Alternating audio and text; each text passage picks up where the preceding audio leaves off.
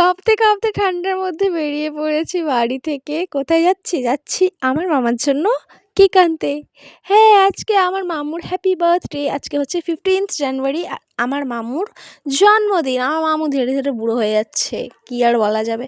তো এখানটায় আমি আর আমার মামার বড় ছেলে দুজন মিলে গেছিলাম কেক আনতে। প্রতি বছর আমরা দুজনেই যাই। কেকটা রিসিভ করে চলে আসলাম মামার বাড়ি।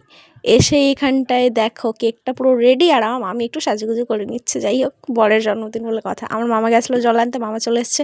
এখানটা মা, নানি সবাই চলে এসছে। ছোট্টখাটো করে জাস্ট কেক কাটিং করবো বলে ঘরের কজন এক মেম্বার্স ছিল।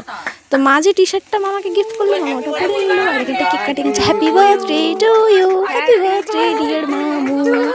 কি বলবো, আমার মামুর না অভদ্রগিরি শেষ নেই। দেখো এখানটায়, দেখো কেক কাটিং করে বসে আছে ভোদাই লাল মতো।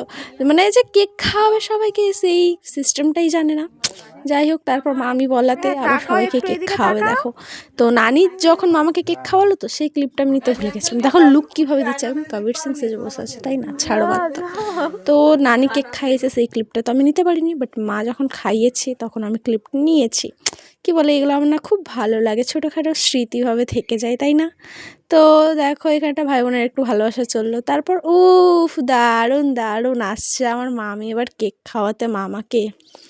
তো এবার দুজন লাভ বার্ডস দুজনকে কেক খাওয়াবে।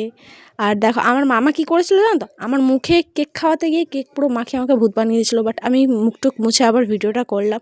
তো চলো আজকের জন্য এই অবধি, দেখা হচ্ছে আবার নেক্সট ব্লগে। Tata, bye bye.